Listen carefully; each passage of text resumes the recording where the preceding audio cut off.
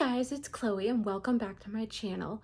But today I'm going to be talking about my health. It'll be a health update because I went up to Hershey a couple weeks ago to go see my doctors. As you may have seen in the last video when I did the tour of the room I stayed in, which you can click the little eye in the corner. It'll take you right to that video if you haven't watched it. But I'm excited to get into this video, and on that note, we're gonna get started. So first off, I had to get there at 7:30 in the morning, and I didn't just go to clinic.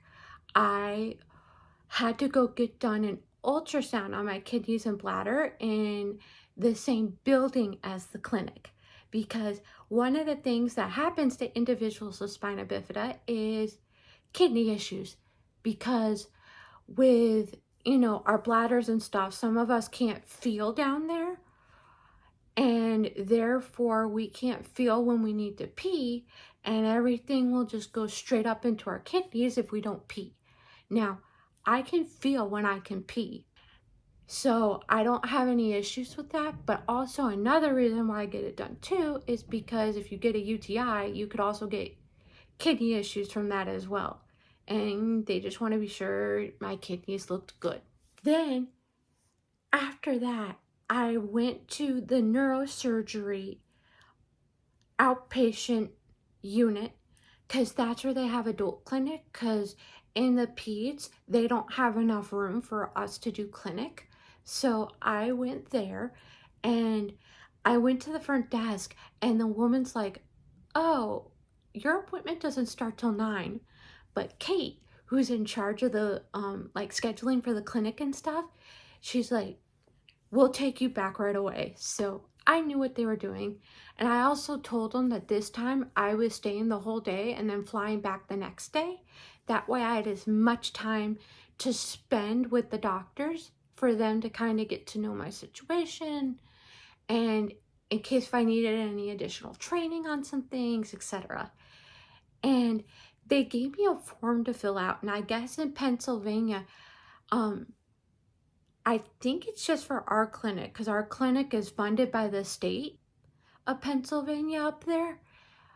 But they gave us a survey asking us about our mental health and if we had like access to like food, water, all that other stuff. And in Georgia, they never asked us that. So I was like blown away. But I went up to them and I told them, I can't fill this out. I don't live in Pennsylvania. And they're like, just fill it out. Don't worry about it. I'm like, okay. So I filled it out, and then they gave me a little slip of paper with the doctors that I was going to be seeing on there. And I was surprised that neurosurgery, like the neurosurgeon assistant, was on there, because I wasn't expecting to see her, but I did.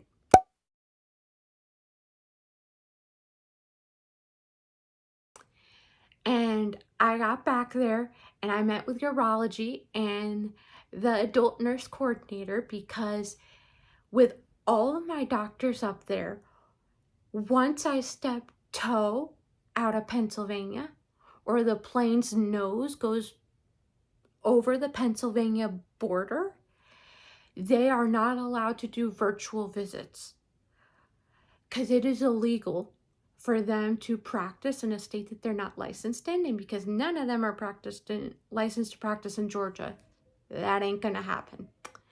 So that's why the nurse coordinator was in on that meeting, because in the event that I needed help, I could like message like my provider on their version of my chart.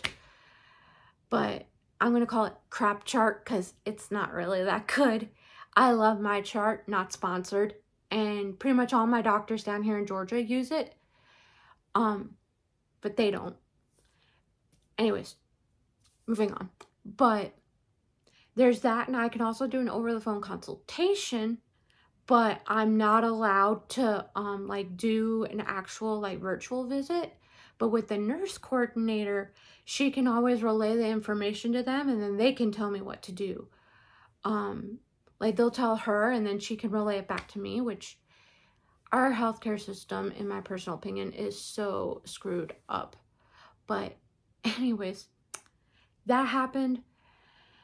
They came in, and basically with my bowels, I have neurogenic bowel, which basically means that for me, my body cannot perform peristalsis correctly, and I have a slow motility. So basically what that means is peristalsis is when your muscles squeeze and contract to be able to push poop along your colon to ultimately expel it. My body cannot do that. And because my nerves are damaged, and also because I have a slow motility, it makes it a lot harder as well.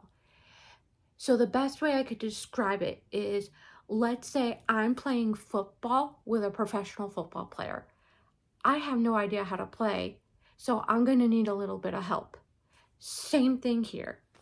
And I wanted to get surgery in the form of a cystectomy or a mace, which is basically where they make a channel either from your belly button. One of them's through your belly button, and the other one is like either on the left or the right side of your belly button.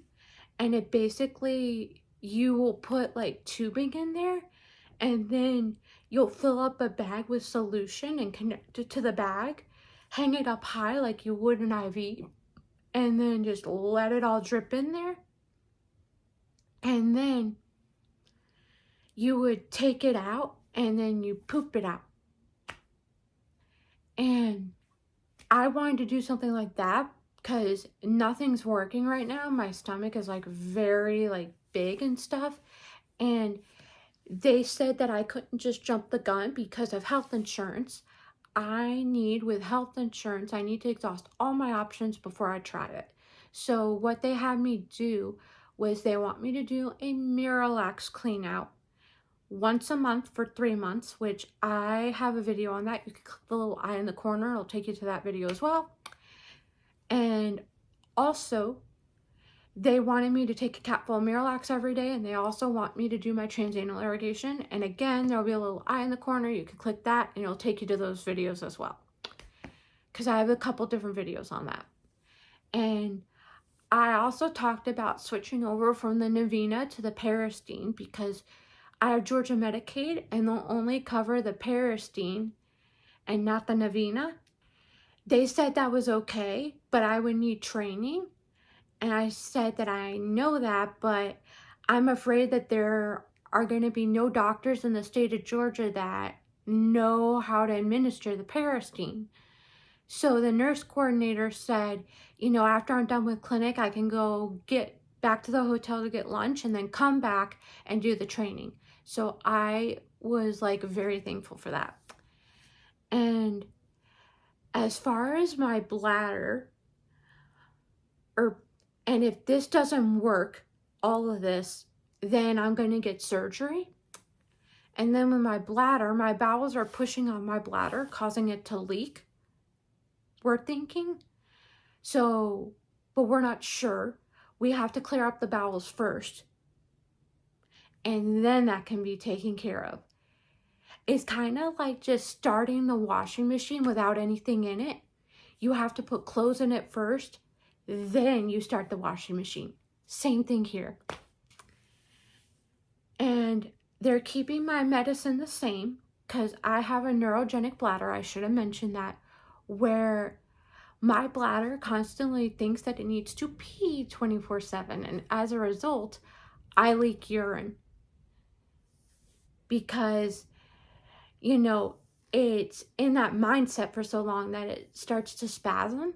So the best way I could describe it is, let's say, you know, you wake up very angry, but you bottle it up inside of you. And then during work, it's so bottled up that you take your anger out on a coworker. Same thing here, but it happens all the time. And no, they're somewhat painful, but they're not terribly painful. I also cannot hold as much as a regular, like, not regular, but like an able-bodied person. But basically, they want me to continue taking the medication, and if, you know, my bowels aren't helping with my bladder, like once my bowels are like cleared up and stuff, then I'm gonna have to start doing clean instrument catheterization and take another like bladder medication on top of what I'm taking, which yes, it's fine to take two, just as long as they're not, I believe they're not both from the same like drug class. So I'm on Bercerra, so I wouldn't be able to take both Bercerra and Gemtesa because they're both in the same drug class, and because my private primary insurance Anthem doesn't cover Gemtesa, so that would have been out regardless. But basically, you take with the catheter, it comes in a package sealed for sanitary reasons, because if you were to just shove any catheter, you know, up your, hoo-ha and stuff, then you could get an infection if it's not sterilized. So these are sterilized. They come pre-sterilized in packaging, and basically you would sit on the toilet and shove it up your hoo-ha, and it would drain out all the urine into the toilet for you. That way, some people do it like me to stay dry during the day, even though they can feel when they go to the bathroom. And then some people do it because regardless if they can feel or not, they don't empty all the way. And then C, there are some people that just can't empty and need to cath. Or D, they can't feel and have accidents, and therefore they have to cath and do timed voiding, so like cath every so often. Then they left. Then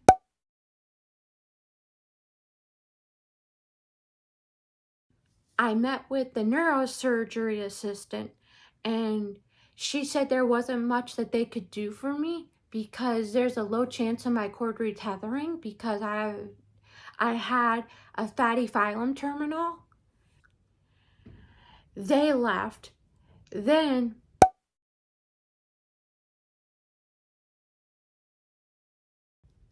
I met with physical medicine rehab, and physical medicine and rehab, I was speaking to them, and they said I was very tight in my back where my scar is and on the left hand side. And I asked if stress could be a factor, and they said yes, because in the state of Georgia, I'm going to try to pop a link below, but they're a part of the Texas versus Baraka, and they're trying to get rid of the 504. So there's that. And that was like stressing me out. So also the fact that I can't get this care in Georgia, and pardon my French, but God forbid if something were to happen down here, they wouldn't know how to treat me. And then I had asked, if I could start using my wheelchair in home, and she said yes. So I'm going to start using it at home more often too. I also asked my physical medicine rehab doctor, because I have one shoulder that's higher than the other, and she said I have a very, very, very, very, very, very, very, very slight curve. So I do have scoliosis, but it's a really small curve, and it's not affecting my organs, so they don't see a need to operate at this point. And then afterwards,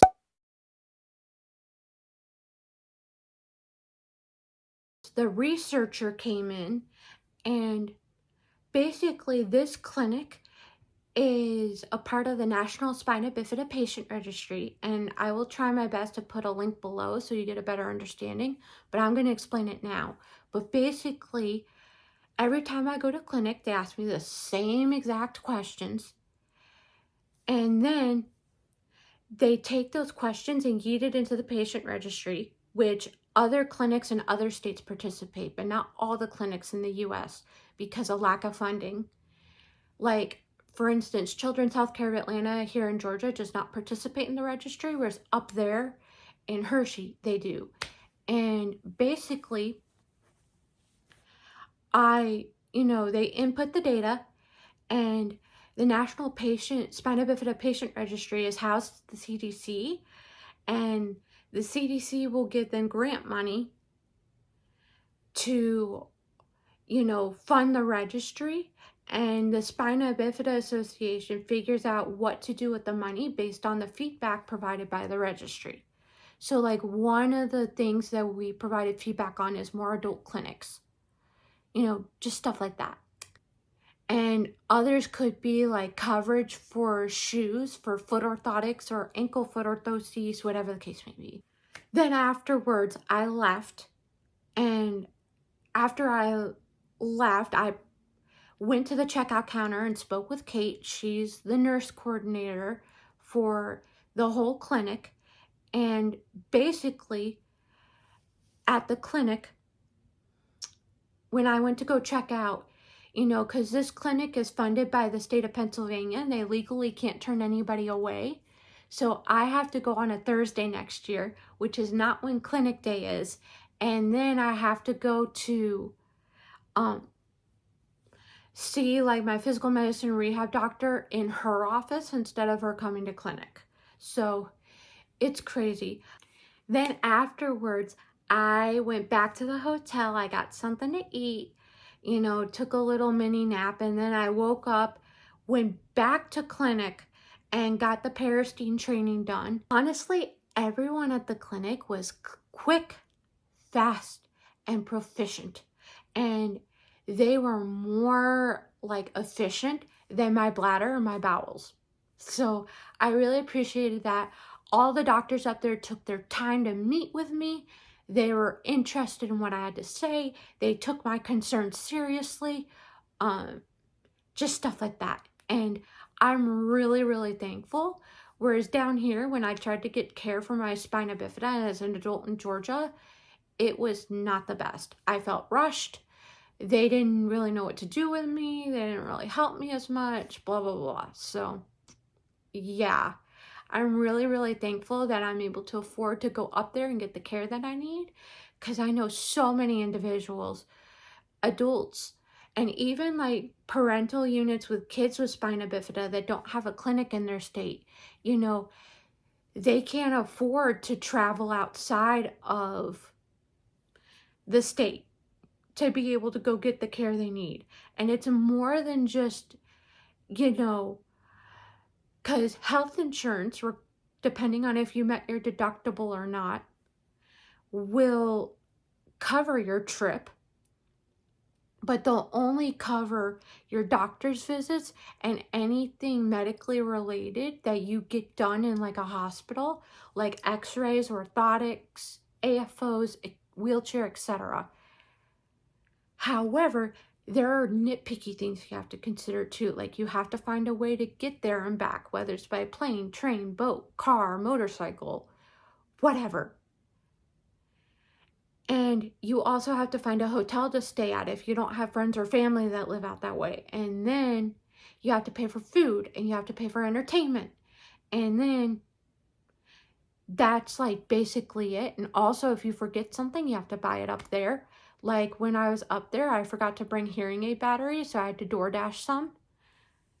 So shout out to DoorDash for coming in clutch.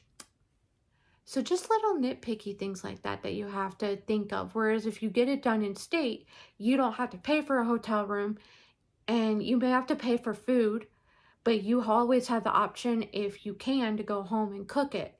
And you don't really have to pay for entertainment while you're there. So yeah. My ultimate goal is I want every state in the US to have a peds and an adult clinic. And that was basically it. And I thank you guys so much for watching this video and cannot wait to see you guys again soon. Bye.